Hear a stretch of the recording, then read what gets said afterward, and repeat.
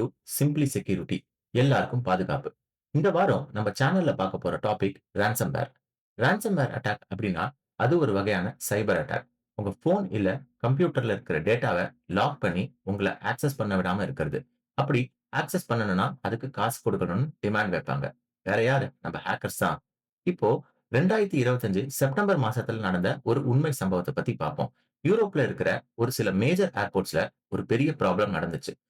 Heathrow, Brussels, Berlin airport மாதிரி ரொம்ப பிஸியான ஏர்போர்ட்ஸ்ல செக் இன் சிஸ்டம்ஸே ஒர்க் ஆகல. இது ஒரு பியூர் ransomware அட்டாக்னால. என்ன நடந்துச்சுன்னா, இந்த எல்லா ஏர்போர்ட்ஸ்க்கும் காமனா ஒரு தேர்ட் பார்ட்டி கம்பெனி இருக்கு. ஏர்லைன்ஸ்க்கு பேசஞ்சர்ஸ் ப்ராசஸிங் சிஸ்டம் ப்ரொவைட் பண்ற கம்பெனி. Boarding pass, check in, passengers details எல்லாம் அந்த சிஸ்டம்ஸ் மேல தான் டிபெண்ட் ஆகி இருந்தது. ஒரு ஆல்டர்னேட் ஆப்ஷன்ஸ் கூட இல்லாம.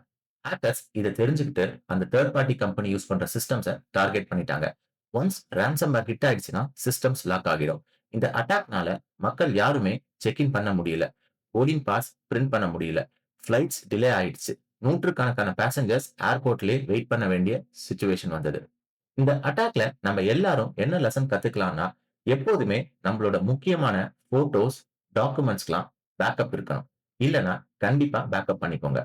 என்னதான் நம்ம மொபைல் போனுக்கு ஃபேஷியல் லாக்லாம் செட் பண்ணியிருந்தாலும், சடனா ஒரு வாட்ஸ்அப் ஆர் எஸ்எம்எஸ் மெசேஜ்ல டெலிவரி அரைவ் இல்ல பார்சல் டெலிவரி ஸ்டேட்டஸ்ன்னு லிங்க் இருந்தா கிளிக் பண்ணிடுறோம்.